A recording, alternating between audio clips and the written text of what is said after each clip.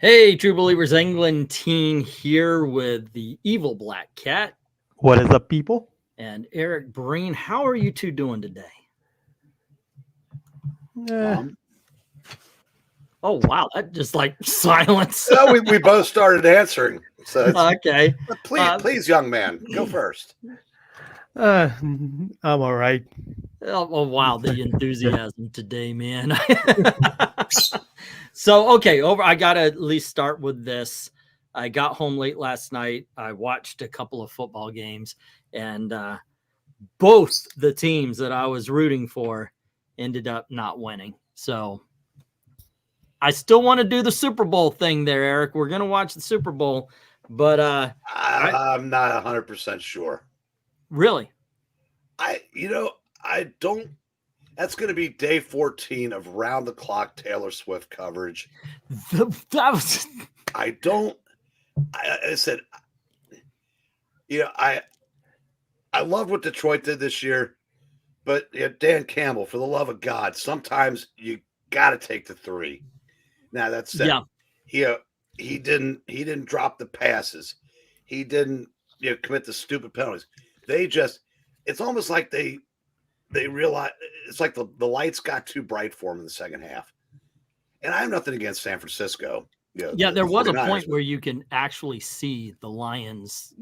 It looked like they gave up. Well, when they went for it, instead of taking the 3, they would have put them back up 17 early in the third quarter. Mm-hmm. I said, that's it. San Francisco wins. Done. It's done.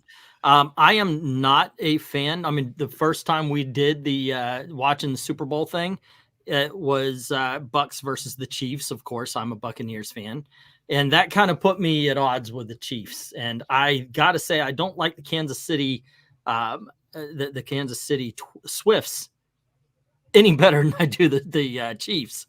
And so I kind of agree with you on we know it's going to be a Taylor Swift-a-thon, but still I invite you, let's kick back. Because at the very least, it's a hangout and we could talk football, we could talk comics, and it'll be, and it could be a lot of fun.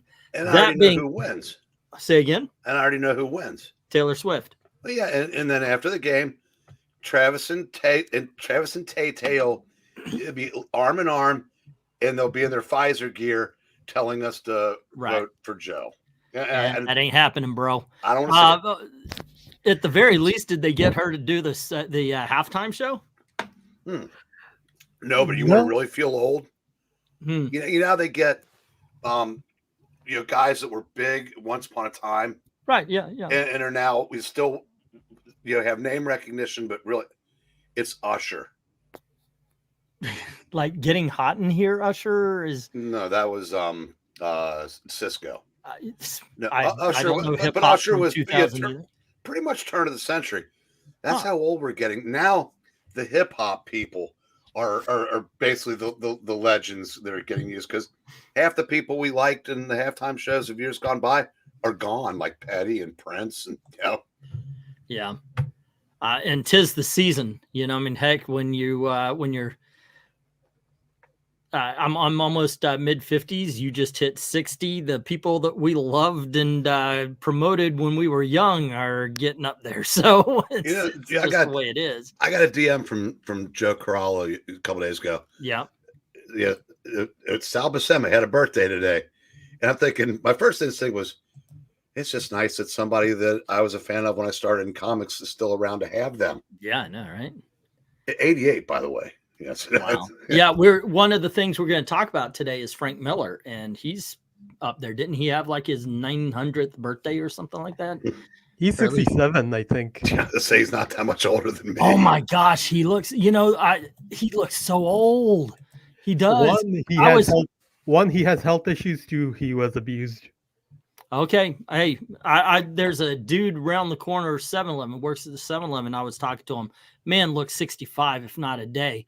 And I jokingly, we were talking about the ailments, because I was limping, he was limping. And I said, yeah, when you get a little salt in your, when you get a salt and pepper, it starts to break down. And he goes, yep, tomorrow I'm celebrating my 51st first birthday, and I'm like, I'm 2 years older than this dude. The fuck? I mean, hey, you know, I felt a little better after that. Hello, by the way, to MK Undead Quinn's in the house. Maranya, what's up, James? So what happened to Chuck Dixon live? Well, we're going to get into that in just a little bit. Dalton, invite has been sent. Thundercats, oh, from Jay Lucian as well.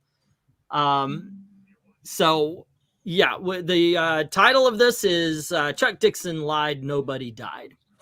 I wanted to talk about this when it happened. It just kept getting pushed, and then I was thinking, should I talk about this? Because it's, you know how it is on the internet. If you wait 2 hours, you're already way too late. But it turns out that Bleeding Cool decided to throw their 2 cents in, and I thought, okay, why not? Let's talk about this. So it comes from this panel right here, and let's read what they have to say about Chucky. It says, Chuck Dixon used to write Batman, Birds of Prey, Nightwing, Robin, and Punisher comic books for Marvel and DC, the co-creator of Bane. He is also known for everything from CrossGen to Airboy to the Expendables of late. His published work has been cleaved to right-wing politics and polemics. These have included the graphic novel adaptation of Clinton Cash, Trump Space Force, and Vox Day. Really? He was with Vox Day? Comic Alt Hero. His most recent prominent work was for Alpha Core with Eric July.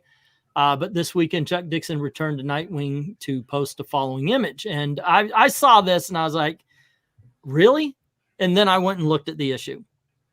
And so what the big deal is here, and I'll read it in just a second when I want to make sure that, okay, hold on just a second. I want to make sure that I can see comments as well as what I'm talking about. So give me just a second here.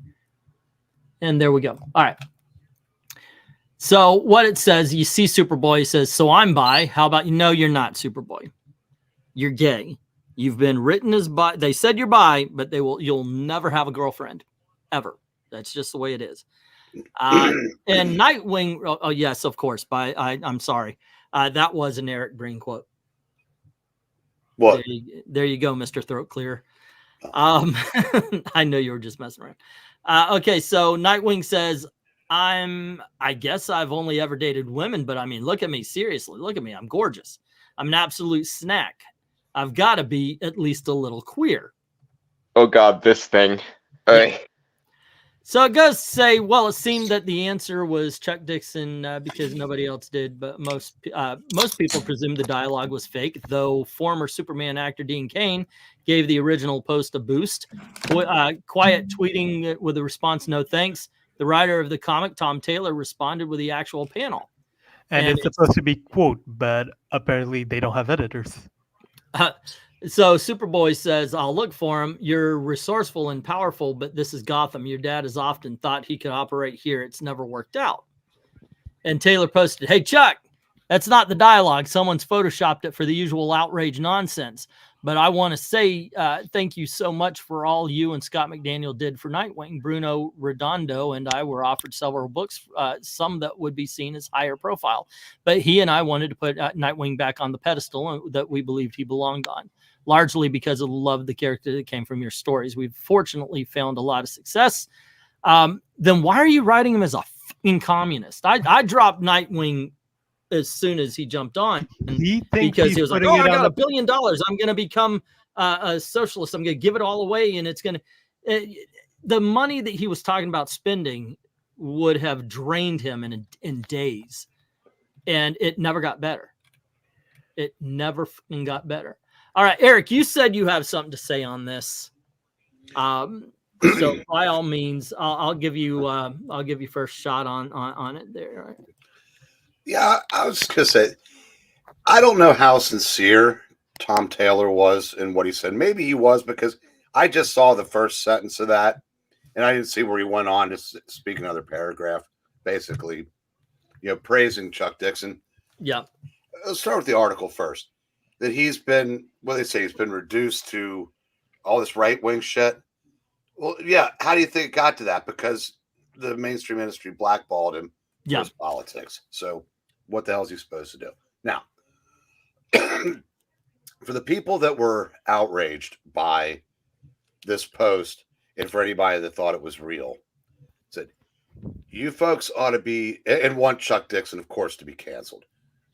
You ought to be damn glad there are people like Chuck Dixon that kept this industry going long enough for you weirdos to take over and run it into the ground. Yes. That's point one. Now, the people that, the people that, I forgot one of my points, but the people that were outraged by this maybe weren't outraged for the reasons that we think, because the people that the industry has been catering to for the last 10 years might have been outraged when they found out that the panel wasn't real. Because Nightwing hang on a second, Dalton. Nightwing is the big get. If they could get him on the team, oh, that would be their Super Bowl. So, like I said, and the other point will come back to me. I'm lucky I remember two out of three. Basically, Nightwing, the three big gets they're targeting is Nightwing, Spider-Man, and Johnny Storm.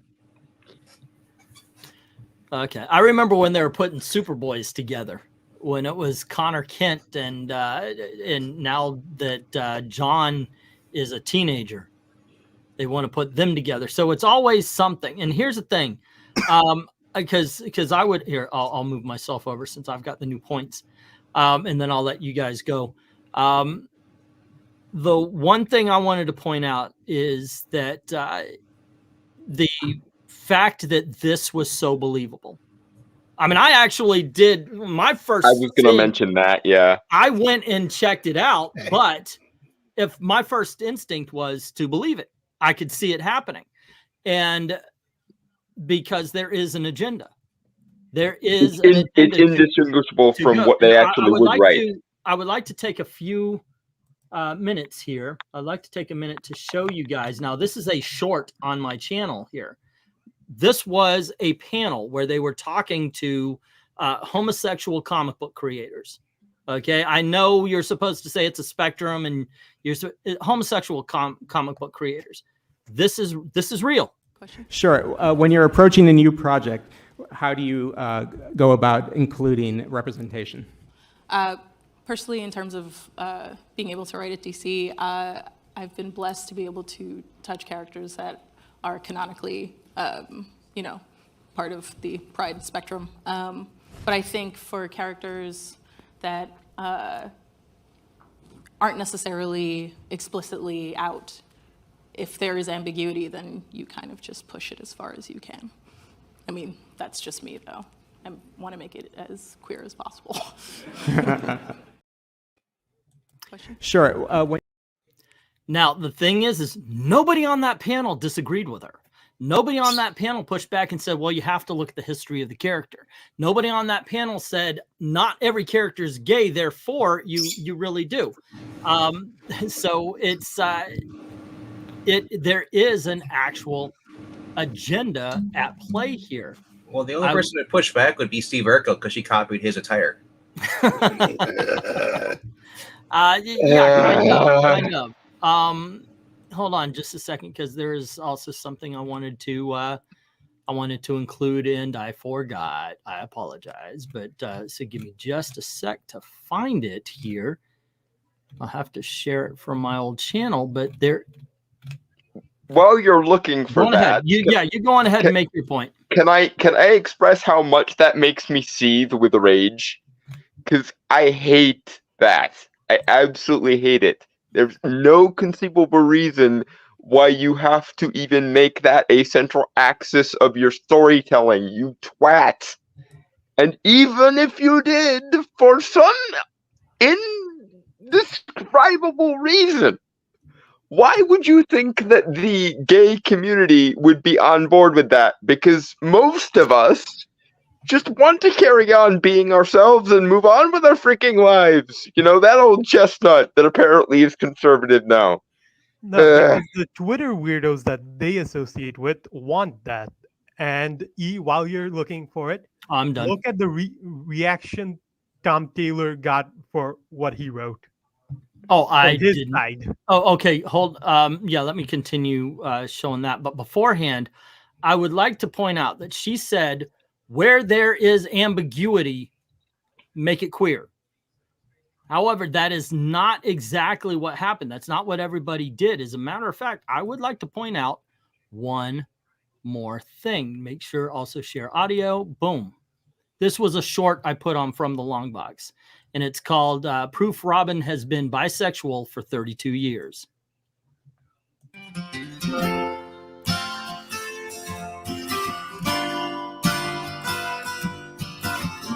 Basically a list of all of his girlfriends for 32 years. So they took a character that they knew absolutely was in straight, and they decided, okay, we're going to queer him up. It's not there is in fact an agenda. This is not a question. This is not ambiguity. This is absolute what's going on. So did Chuck Dixon lie? No, he might have gotten it wrong, but there's no freaking lie there. I'm sorry, dude. It's satire at this point. But Tim Drake, this is Tim Drake now. Tim Drake had enough girlfriends for a top 10. Actually, I think it went up to 12. And they decided, no, from here on in, he's going to be gay. They say bye. They always say bye, but never do they ever go back. Okay. They never actually make them bisexual by having them prefer guys and girls. It's always literally gay conversion, just in reverse this time. So, Eric? Yeah, let's say the other point was anybody that might have thought it was real and people were pissed because somebody thought it was real. Look at every other book DC's published in the last 5 years. Now, the other thing I was to say, and this, Jay, is my only shot of anybody getting this. Tim Drake had so many women that I think he sent the same one 2 gift baskets. I'll explain that because Jay might have got it. Derek Jeter, that was what he would do when he was done with a woman. And if you've ever seen so he posted a thing, his starting lineup, Mariah Carey didn't make the starting lineup. That's how many hot this was when she was hot. That's how well Derek Jeter did with women. But when he was done, he would send a gift basket. And one woman, he'd forgotten he'd already dated her, got a second gift basket when he was done with her for a second time. I'd never seen a real life piñata until I saw Vita. Please don't go hit her with sticks. Okay, so it goes on to say Chuck Dixon replied to many people saying that this was fake, saying the fact that we even have to question whether this is fake or not speaks volumes. But it seemed that anyone reading the comic knew it was fake. Fellow comics writer Tommy Lee said, no, we didn't need to question if it was fake. That you did speaks volumes about you. Chuck Dixon and Dean Cain eventually deleted their original post, but Chuck Dixon kept his up. Counterpoint, I thought it was real until literally just now when we were discussing that it was fake. Yeah, because it was virtually indistinguishable from something they actually would write. As evidence, I bring up the recent Alan Scott run of Green Lantern. It is that level of... I mean, for God's sake, they had the Spectre, the spirit of divine vengeance, hugging Alan Scott because... and telling him it's okay to be gay. I just... And once again... He didn't know that in the 90s when he had to literally run up and check with the Archangel Michael to see if it was okay. And once again, Dalton, it's okay. You're okay. I hate this. We accept you, Dalton. The joke is dead. What is this we shit? Okay, RDV hates you because you're gay, but only because of that. Well, the next time when Dalton goes on his next rant, can we put the thing back up where we're going up like a totem pole? Because it was like getting railed at by a bird. All I could see was the bird thing in the corner. But right. Yeah. It unfortunately that is the case. There is an agenda. It was absolutely spoken a few years back, and it has been carried out everywhere. And it's also to the point where they'll freaking deny it at the same time they're doing it, and then call you some sort of Easterphobe, because all you really want is for them to do their homework and write the character. Don't insert yourself, Vita. or Leah, what's her name? Leah Thompson or whatever her name is, or any of the Williams. other. Who the is writing that Fire and Ice piece of shit? Joanne Starners or something. Is it Jodie Hauser? No, it's a first-time writer. And by the way, for all of this focus on sexuality, would it kill you to actually write a romance subplot that was actually, you know, romantic? Because there's literally no other reason to focus on someone's sexuality other than to write a romance subplot into a story. But it's almost never actually about writing a romance subplot, and that's also freaking annoying. I don't want that. If you're going to bring up their sexuality, it better be in a romantic context. Otherwise, there's literally no diegetic reason to do it. Well, I haven't read the recent issues of Nightwing. I read the first. Don't bother. And I'm done. It's the same as they did with Superboy, where he's out there with signs saying, "Oh, there's no other planet but ours." Anti-synthesizer. Yeah. Yeah.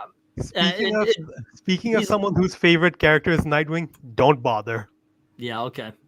That's how I felt about Brian Michael Bendis in the Legion of Superheroes. Man, I have followed every iteration of the Legion, and then I saw Brian Michael Bendis, and I was like, nope. For me, I'm just happy right now for the moment because Ultimate Spider-Man, my character's actually being written good for a while. Yeah, there you go. And then I'll go back to just being I hate this. I hate this. I hate this. I, on the other hand, have found solace in a gigantic mosquito. I fucking love that book, man. Yeah, you got it. I mean, B movies will never go out of style, and it was so much B-movie fun. comics are cool as well. Me and Dalton did a reading of a book called Skeeters. Check that out. It has been so much fun. Since it's so good, bad. Say so, but if Frugal was here, he'd probably say that comic book sucks. Frugal? Yeah. Did he read Skeeters? It sucks. Oh, why? Okay, no. What did Frugal have against it? It's a pun. It's a pun. he's yeah. All right, let's see what we've got going on. Frag representation is here, severely lacking in comics today. Very problematic. That's Jay. Let me scroll up a little bit, see what we got. The Green Lantern, Alan Scott from Undead Quinn is written awful. Not that Undead Quinn was writing. If you hate today's current DC, just read Post Crisis and go read New Teen Titans and all that stuff. I do believe that the greatest run of DC Comics is from the end of Crisis all the way, from Crisis on Infinite Earths to New 52. Yeah, they falter a little bit in the 2000s, but otherwise, yeah. It's probably someone from DC's inner circle who made the fake as clickbait to target people like Chuck Dixon so one slick, as that's what they do when they are becoming irrelevant and want people to remember who they are. Remember, an angry fan is an active fan, kids. No. Actually, it is as far as we're talking about it. So somebody might be interested in seeing what all the hubbub is. Yeah, but we're saying negative things, and that's the shock value of it being so bad that it's awful only lasts for so long, and then they wonder, wait, why are we getting 50,000 less requests for this particular issue? Well, because you made controversy your watchword for so long, and now no one gives a crap. They have gone through all the stages of grief, and now they're just at apathy. Well, what it ends up happening is you can anger a fan, and they'll go, "Oh, I don't like this," and then they buy it again so they could talk about it. But after a while, it's like, yeah, I'm out. I'm done. Eric dropped comics for a while. I really don't buy new comics either. It's why we don't have the Gabbies anymore. Well, mainly because my channel has been nerfed. That would take months. I know, right? No, because like the good books, like the last Gabby we had, no one cared about the bad books. Like we identified like this writer equals bad book. Don't bother wasting money on it. It used to be you would read comics. This one was the bad one. Let's vote for the bad ones. But the thing is that nobody read the bad ones anymore. No one's taking the chance to find what a bad one is because as we mentioned, what is her Vita Ayala is going to write a shitty book. Tom Taylor is going to write a shitty book. They have to Tim be Sheridan unique. is going to write a shitty book, so you stay away from those creators. They have to be uniquely and noteworthily, interestingly bad for anyone to care. And even then, it's usually because LK mentions it. When I started And reading then comic books in oh, go on ahead, Venk. I was gonna say, for me personally, when I started reading comic books around 2003, I was the same way for me. I mean, I never really went out and read bad books. If the cover didn't intrigue me, I stayed away from it. Okay. Now I don't. And then 9 times out of 10, when I go pick it up, it's like, ooh, I shouldn't have spent the $4 or $3, whatever it was on, because. So I learned real quickly, stick with the few books that I like and trust it. And if I ever want to, I can always get the cheaper back issues. This is why I wait for the trades, because by the time it's in trade paperback form,